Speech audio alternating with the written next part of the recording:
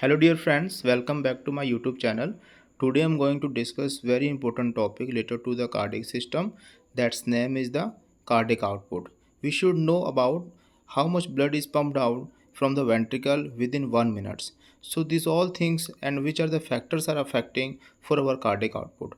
These all things I'm just going to tell you about within 20 minutes. So what is the cardiac output and which are the factors affecting, what is the normal value, what is the determinants and stroke volume and its regulation, how the heart rate and its regulate and its variation. These all things I'm going to discuss about within 20 minutes. You will know about overall what is the cardiac output and what are the factors affecting behind that. Cardiac output is measurement of amount of blood pumped by each ventricle in 1 minute. Means cardiac output is amount of the blood जो हमारे ventricle से 1 minute में pump हो रहा है in the aorta और we can see from pump from the our ventricle. So that is called cardiac output. So the in 1 minute how much blood is pumped out, how we calculate. तो calculate करने के लिए क्या है, multiple stroke volumes. Just amount of blood pumped by the each ventricle by heart rate is contractions per minute और we can say that is the cardiac output. इसको हम formula से देखते हैं तो cardiac output is heart rate into system into stroke volume. तो stroke volume is amount of blood in one through the 1 minute या sorry through the one heart beat कितना amount of blood is pumped into aorta, that is the stroke volume. And heart rate is how many times heart is beating in 1 minute. So this is the heart rate. So this is calculated by this heart rate into stroke volume, that is called amount of the volume, that is called cardiac output. So stroke volume is expressed in ml per beat and heart rate is beats per minute. Therefore cardiac output is in ml per minute and cardiac output may also be expressed in liter per minute. Stroke volume depends on, first is the end diastolic volume, second one is the contractility. तो end diastolic volumes या we can say that is preload and afterload and second is the contractility. preload अगर क्या increase हो रहा है that means stroke volume will be increase. So अगर preload decrease हो रहा है तो stroke volume will be decrease. ऐसा ही वहाँ पे कॉन्ट्रैक्टिलिटी से है. Contractility if increase that means क्या है, stroke volume will be increase. और अगर contractility decrease that means stroke volume also will be decrease. और अगर हम बात करें आफ्टर लोड की, तो after load means that is the resistance by the resistance for the cardiac output. तो अगर ये afterload is increase that means क्या है, cardiac output will be decrease और we can say stroke volume will be decrease. So this is the opposite to the stroke volume. So this is opposite to the stroke volume. This is called stroke volume dependency. So let's we discuss through about this cardiac output by this diagram. So cardiac output depend on two factors, that is the first one that is the heart rate और second is the stroke volume. तो heart rate यहाँ पे nerves और हमारे hormones ये इसको control कर रहे हैं. सेकंड जो हमारा स्ट्रोक वॉल्यूम है इसको दो चीज़ें कंट्रोल, एक तो ब्लड वॉल्यूम, दूसरा क्या है वैस्कुलर रेजिस्टेंस. तो वैस्कुलर रेजिस्टेंस जैसे इंक्रीज होता चला जाएगा वैसे ही स्ट्रोक वॉल्यूम हमारा क्या कम होता चला जाएगा. सेकंड अगर ब्लड वॉल्यूम इंक्रीज हो रहा है तो स्ट्रोक वॉल्यूम भी हमारा इंक्रीज होता चला जाएगा. तो cardiac output is an excellent example is exhibit the efficiency of the human heart. तो cardiac output excellent example of exhibit the efficiency of human heart.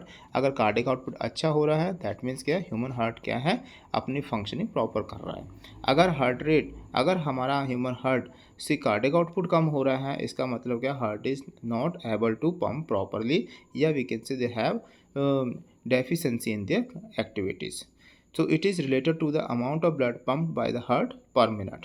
So अगर normally we can say cardiac output to be about 5 liters of the blood per minute in the healthy individual. तो एक healthy person के अंदर जो एक healthy weight का person है उसमें 5 लीटर के आसपास जो है blood volume is pumped out within 1 minute के अंदर. Next is factor affecting to the cardiac output. कौन कौन से फैक्टर हैं जो अफेक्ट कर रहे हैं हमारे कार्डिक आउटपुट को. तो फर्स्ट इज कार्डिक आउटपुट को फैक्टर अफेक्ट करने वाला है वीनस रिटर्न. तो अगर वीनस रिटर्न्स किस प्रकार से फैक्टर कर रहा है. सेकंड फोर्स ऑफ कॉन्ट्रैक्शन, अगर फोर्स ऑफ कॉन्ट्रैक्शन क्या है इंक्रीज है तो कार्डिक आउटपुट विल भी इंक्रीज हो जाएगा. अगर फोर्स ऑफ कॉन्ट्रैक्शन डिक्रीज है तो कार्डिक आउटपुट भी डिक्रीज हो जाएगा. नेक्स्ट आता है हार्ट रेट। हार्ट रेट अगर इंक्रीज़ है तब कार्डियक आउटपुट इंक्रीज़ हो सकता है, और जब हार्ट रेट डिक्रीज़ है तो कार्डियक आउटपुट भी कम हो सकता है। नेक्स्ट क्या है, पेरिफेरल रेजिस्टेंस। ऐसे ही पेरिफेरल रेजिस्टेंस अगर इंक्रीज़ है तो कार्डियक आउटपुट क्या हो जाएगा, डिक्रीज़ हो जाएगा। और अगर क्या पेरिफेरल रेजिस्टेंस नहीं है, कम है, तो हम इसे बोलेंगे कार्डियक आउटपुट इंक्रीज़ हो जाएगा। So these are the factor affecting to the cardiac output: venous return, force of contraction, heart rate and peripheral resistance. First is venous return. So venous return is amount of blood that enter the right atrium through the vein per minute. After the certain time interval, the venous return becomes equal to the cardiac output. So this is amount of blood जो return हो रहा है into the right ventricle के अंदर।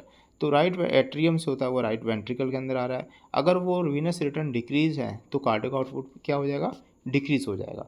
और अगर क्या है वीनस रिटर्न प्रॉपर हेल्दी आ रहा है तो इसका मतलब है कार्डियक आउटपुट भी हेल्दी रहेगा। सो वीनस वॉल्यूम जो है वो हमारे कार्डियक आउटपुट को डिपेंड है। अगर वीनस वॉल्यूम इंक्रीज है तो कार्डियक आउटपुट इंक्रीज, अगर डिक्रीज है तो इट विल बी डिक्रीज।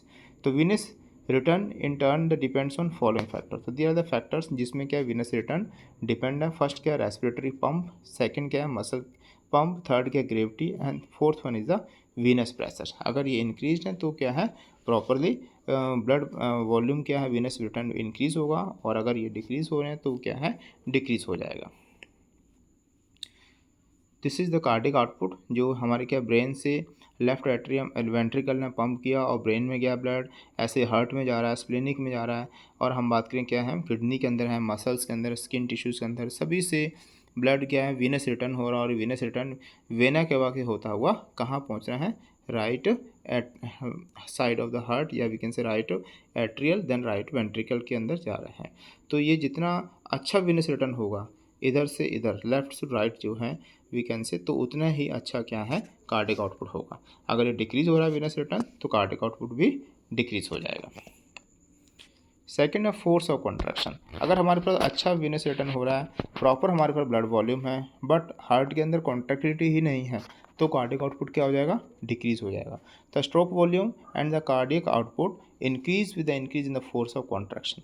अगर फोर्स ऑफ कॉन्ट्रैक्शन अच्छा हो रहा है तो कार्डियक आउटपुट क्या हो जाएगा, इंक्रीज हो जाएगा। अगर हार्ट के अंदर कॉन्ट्रैक्शंस नहीं है, cardiac output will be decrease, तो कम हो जाएगा। When increased volume of blood flow into the heart, the cardiac muscles contractions with increased force, and this empty the extra blood and has entered from the systemic circulation leading to increased cardiac output। तो इस तरह से cardiac output increase हो जाएगा। Next है, this is depend on as a Frank Starling law. जितना ही हम क्या ज़्यादा स्ट्रेच करेंगे उतना ही फास्टली क्या है, कॉन्ट्रैक्ट होता है। सो ऐसे ही हार्ट के अंदर है वेंट्रिकल पोर्शन, जितना हमारा ब्लड वॉल्यूम इंक्रीज होगा उतना ही स्ट्रेच ज़्यादा होगा हमारा लेफ्ट वेंट्रिकल। जितना वेंट्रिकल स्ट्रेच होगा ज़्यादा उतने ही फोर्सफुली वो कॉन्ट्रैक्ट होगा, और फोर्सफुली कॉन्ट्रैक्ट होते ही कार्डियक आउटपुट भी इंक्रीज हो जाएगा। सो दिस इज़ फ्रैंकलिन स्टार्लर जो लॉ है जो वो यहाँ पे यूज़ होता है यहाँ पे कार्डियक आउटपुट के लिए। नेक्स्ट है preload. Preload is stretching of the cardiac muscles fibre and the end of the diastole just before the contraction. तो प्रीलोड क्या है, जस्ट बिफोर द कॉन्ट्रैक्शन या सिस्टोल आने से पहले की स्टेज है। तो वेंट्रिकल के अंदर ब्लड फिलिंग हो रहा है, प्रॉपर एट्रिया से वेंट्रिकल के अंदर आ रहा है, और तब तक आ रहा है जब तक बिफोर द कॉन्ट्रैक्शन स्टार्टिंग। सो वो जो स्टेज है दैट इज़ कॉल्ड प्रीलोड, उस स्टेज को हम प्रीलोड कहते हैं। तो यानी कि ब्लड को पुश होने से पहले की जो स्टेजेस हैं वेंट्रिकल के अंदर, दैट इज़ कॉल्ड प्रीलोड। तो cardiac output is directly proportional to the preload. तो अगर प्रीलोड अच्छा होगा, हेल्दी होगा, ज़्यादा होगा, तो क्या हो जाएगा, कार्डियक आउटपुट भी इंक्रीज हो जाएगा। और अगर क्या पहले से प्रीलोड ही लेस अमाउंट के अंदर है तो कार्डियक आउटपुट क्या हो जाएगा, लेस हो जाएगा। सेकेंड है afterload. Afterload is the force against which ventricle must contract and eject the blood। Means after load क्या है, दैट फोर्स जो है अगेंस्ट विच वेंट्रिकल्स क्या है, must contract and reject the blood. तो आगे का जो फोर्स है और जिसके अगेंस्ट जो है ब्लड पंप हो रहा है, अगर वो फोर्स इंक्रीज हो जाएगी तो क्या होगा, वेंट्रिकल के अंदर जो है ब्लड वॉल्यूम सिस्टोल के बाद भी ज़्यादा बच जाएगा। तो उसको हम क्या बोलेंगे, आफ्टर लोड इंक्रीज़ हो रहा है। इसका मतलब क्या है, अगर आफ्टर लोड इंक्रीज़ हो रहा है तो कार्डियक आउटपुट क्या है, डिक्रीज़ हो रहा है, क्योंकि जो हम बात करें जो प्री लोड है उसी की वजह से वॉल्यूम जो जा रहा है स्ट्रोक वॉल्यूम, उसे क्या हम स्ट्रोक वॉल्यूम बोलते हैं। जितना वो पुश हो जाता है, अगर वो कम पुश हो रहा है ब्लड इनटू आयोटा तो वो क्या है आफ्टर लोड इंक्रीज़ कर देगा। तो force of contraction and cardiac output is inversely proportional to the after load. तो फोर्स ऑफ कॉन्ट्रैक्शन हम बात करें या हम कार्डियक आउटपुट की बात करें, ये क्या है इनवर्सली प्रोपोर्शनल है to the after load. Means अगर आफ्टर लोड इंक्रीज हो रहा है तो कार्डियक आउटपुट डिक्रीज हो रहा है और फोर्स ऑफ कॉन्ट्रैक्शन डिक्रीज हो रहा है। अगर आफ्टर लोड डिक्रीज हो रहा है दैट मीन्स क्या फोर्स ऑफ कॉन्ट्रैक्शन इंक्रीज है और कार्डियक आउटपुट भी इंक्रीज है। नेक्स्ट है heart rate. The cardiac output increase with the increase in heart rate. Any factor which change the heart rate will also change the cardiac output. अगर heart rate increase हो गई है तो cardiac output increase हो जाएगा, अगर heart rate decrease हो गई है तो कार्डिक आउटपुट भी डिक्रीज हो जाएगा। तो कार्डिक आउटपुट फार्मूला जो है the equal to the cardiac output is heart rate to stroke volume. तो स्ट्रोक वॉल्यूम का भी मैंने डिस्कस कर लिया। कार्डिक आउटपुट अगर इंक्रीज है तो इंक्रीज हो जाएगा, सॉरी हार्ट रेट अगर इंक्रीज है तो इंक्रीज हो कार्डिक आउटपुट, अगर डिक्रीज है तो डिक्रीज हो जाएगा। Next is peripheral resistance. तो peripheral resistance means peripheral resistance is the resistance offered by the blood flow at the peripheral blood vessels. So this is called peripheral resistance. तो peripheral resistance is resistance or load against which the heart has to pump the blood. तो जिस resistance के against में blood pump हो रहा है from the ventricle से, that is called peripheral resistance. तो कार्डिक आउटपुट जो है inversely proportional to the peripheral resistance. तो जितना पेरिफेरल रेजिस्टेंस इंक्रीज होगा कार्डिक आउटपुट डिक्रीज होगा, अगर पेरिफेरल रेजिस्टेंस डिक्रीज होगा तो cardiac output will be increase. So this is the inversely proportional to the cardiac output with the peripheral resistance. So here easily you can understand the factor affecting the heart rate and which factor affecting to the stroke volume. तो let's see. So factor affecting heart rate को कौन से कर रहे हैं, autonomic innervation है, hormones है, fitness level है, हमारी एज है, ये सारे फैक्टर अफेक्टिंग कर रहे हैं हमारे हार्ट रेट को।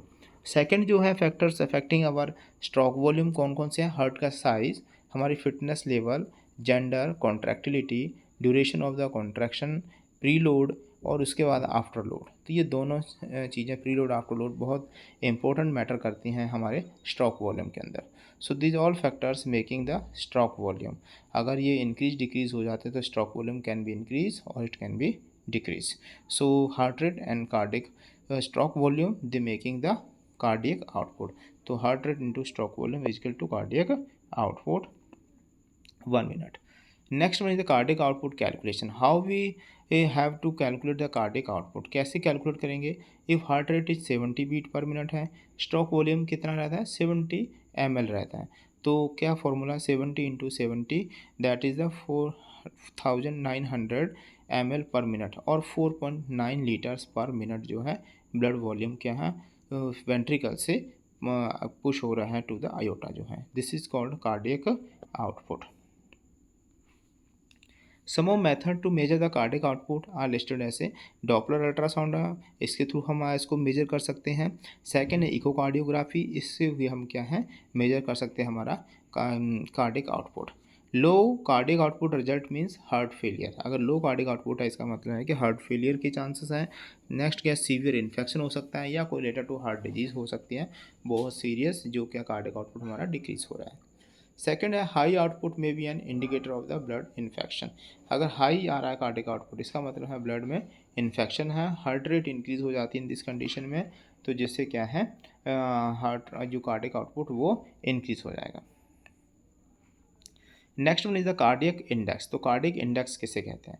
कार्डियक इंडेक्स जो क्या है cardiac output divided by the body surface area. जितना हमारा बॉडी सरफेस एरिया है उससे डिवाइड हो जाता है कौन हमारा कार्डियक आउटपुट को। तो ये हेमोडायनेमिक पैरामीटर्स है that related to the cardiac output from the left ventricle in 1 minute to the body surface area. तो कार्डियक आउटपुट किस तरह से हम इसको मेजर करते हैं? Stroke volume index is the stroke volume divided by the body surface area. तो हमारा जो स्ट्रोक वॉल्यूम है उसको बॉडी सरफेस एरिया से डिवाइड करते हैं, कितना अमाउंट आ रहा है that is the cardiac index, उसको हम कार्डियक इंडेक्स कहते हैं। तो नॉर्मल एवरेज पर्सन की अगर हमें बात करें तो उसका 70 kg वेट है मानो, तो उसका body surface area 1.7 square per metre है, which means that the normal average cardiac index for adult is about 3 litre per minute per metre square of the body surface area. तो ये इसका formula के through क्या result आ रहा है। तो 3 litre पर मिनट्स है per metre square area. Major factor influencing the cardiac output, कौन कौन से major factors that influence the cardiac output, कौन कौन से हैं। First one, cardiac output is influenced by heart rate and stroke volume. Heart rate और stroke volume दोनों proper हैं तो क्या है, कार्डियक आउटपुट अच्छा होगा। Both of which are also variables. Stroke volumes are also use to the calculate the ejection fraction. तो ये स्ट्रोक वॉल्यूम्स को हम क्या इजेक्शन फ्रैक्शंस के लिए भी हम कैलकुलेट करने के लिए यूज़ करते हैं। Which is the portion of the blood that is pumped और ejected from the heart with each contraction. तो कितना ब्लड पंप हो रहा या कितना ब्लड क्या है इजेक्टेड हो रहा है, उसको हम क्या बोलते हैं, ईच कॉन्ट्रैक्शन के through, that is portion is called pumped ejection from the heart with each contract, that is the SP. ठीक है। To calculate the ejection fraction क्या रहेगा, उसको stroke volume is divided by the end diastolic volume. तो end diastolic volume से आपको divide कर देना है स्ट्रोक वॉल्यूम को। The ejection fraction is normally expressed, percentage है, ejection fractions range from the approximately 55 to 70% है, विच मीन्स ऑफ 58 जो परसेंटेज हैं वो हो रहता है। तो इजेक्शन फ्रैक्शंस, तो अगर इजेक्शन फ्रैक्शंस अगर हम बात करें हाई फंक्शन है तो मोर देन 70% होगा। अगर क्या नॉर्मल फंक्शन है 55 to 70% होगा, इजेक्शन फ्रैक्शन का नंबर है। उसके बाद क्या लो फंक्शनिंग है अगर हार्ट, तो उसमें अंदर क्या 40 to 55% जो है इजेक्शन फ्रैक्शन होगा। नेक्स्ट है possible heart failure, less than 40% अगर कहीं है तो क्या है पॉसिबल हार्ट फेलियर की चांसेस हैं। तो this is the ejection fraction. Ejection fraction calculate कैसे करते हैं हम, E equal to S V divided by E D V और E D V minus S V divided by E D V. So this is ejection fraction जो volume जो है वो ये है। Exercise and minimum cardiac output. तो in healthy yoga young person जो है individual heart rate increase to 100 beat per minute. तो हार्ट रेट की इंक्रीज हो सकती है 150 तक और हायर ड्यूरिंग एक्सरसाइज। तो सिस्टोलिक वॉल्यूम जो है, स्ट्रोक वॉल्यूम जो है कैन आल्सो भी increase from the 70 to approximately 130 ml। तो इतना इंक्रीज हो सकता है due to increase strength of the contraction. तो कॉन्ट्रैक्शन स्ट्रेंथ इंक्रीज की वजह से जो हम बात करें इंक्रीज स्ट्रोक वॉल्यूम है वो भी इंक्रीज हो सकता है। This would increase cardiac output to approximately 19.5 liter per minute, 4 to 5 times the resting rate. The top cardiovascular athletes can achieve even higher levels. तो इसमें क्या है हायर लेवल अचीव हो सकता है ये। आफ्टर द ईक परफॉर्मेंस दे में increase resting the cardiac output by 7 to 8 time जो है। Since the heart is the muscle exercising the increasing its efficiency. So this is the different meanings of that one. What control the heart rate? तो heart rate को control कैसे करते हैं। अब मैं बात करूँ यहाँ पे हार्ट रेट की, अभी तक हम डिस्कस किया है that is the stroke volume कैसे में कंट्रोल हो रहा है, कौन कौन फैक्टर अफेक्टिंग कर रहे हैं। ऐसे ही हार्ट रेट को कौन कौन से फैक्टर अफेक्टिंग कर रहे हैं देखिए। तो heart rate controlled by the 2 branches of the autonomic और नर्वस सिस्टम और sympathetic nervous system. Autonomic nervous system, branches of the autonomic nervous systems, the sympathetic nervous system and parasympathetic nervous system. तो sympathetic nervous system क्या कर रहा है, sympathetic nervous system release the hormone catecholamine, epinephrine and norepinephrine to accelerate the heart rate. तो sympathetic nervous system क्या कर रहा है, that increasing the heart rate, and parasympathetic nervous system it decreasing the releasing acetylcholine to slow the heart rate. ये heart rate को slow करने का काम करता है। एपिनेफ्रिन नॉन एपिनेफ्रिन ये increasing the heart rate and हम बात करें एसिटाइलकोलिन के decreasing the heart rate. Such factor जैसे कि स्ट्रेस है, कैफ़ीन यूज़ कर रहे हैं, दे कैन एक्साइटमेंट में आल्सो टेम्परेरी एक्सेलरेट क्या कर रहा है your heart rate while meditation जो है और टेकन स्लोअर डीप ब्रीथ में also help to slower your heart rate. Next one है exercising for any duration with increase your heart rate that will remains elevated for as long as the exercise is continued. So this exercise अगर हम कर रहे हैं they also be increasing our heart rate. तो variation in the cardiac output किस प्रकार का है, अगर एज इंक्रीज हो रही है तो भी वेरिएशन हो सकते हैं कार्डिक आउटपुट के अंदर। सेक्स जो अगर हम बात करें तो less in females more in male के अंदर जो है वो ज़्यादा रहता है। नेक्स्ट वन बॉडी बिल्ड जो है इंक्रीजिंग विद बॉडी बिल्ड्स, अगर बॉडी बिल्ड हो रहा है दैट टाइम भी क्या है इंक्रीज होगा cardiac output. Exercise also increasing the cardiac output. High altitude also increasing the cardiac output, pregnancy also increase the cardiac output, and sleep is disturbing, sleep is decreasing the cardiac output. So these are all the variation related to the cardiac output. Next one pathological causes they also increase in decrease the cardiac output. Increase in कब increase हो रहा है, fever के अंदर, anaemia में है, hypothyroidism के अंदर। डिक्रीज कब हो रहा है, स्ट्रोक शॉक जो है, या वी कैन से हाइपोवॉलीमिया है, या हम बात करें हेमरेज है, या हम बात करें कोग्निटिव कार्डिक फेलियर हो गया है, या हाइपोथायरॉयडिज्म है। तो इन सब डिजीज की वजह से ही कार्डिक आउटपुट क्या हो रहा है, डिक्रीज हो रहा है। So this is the all about related to the cardiac output, what are the factor affecting to the cardiac output, and what are pathological cause that's increasing the cardiac output and decreasing the cardiac output. If this video helpful, you understand the cardiac output better, don't forget to like, share and subscribe for many more medical lessons. तब तक के लिए thank you, take care, bye bye.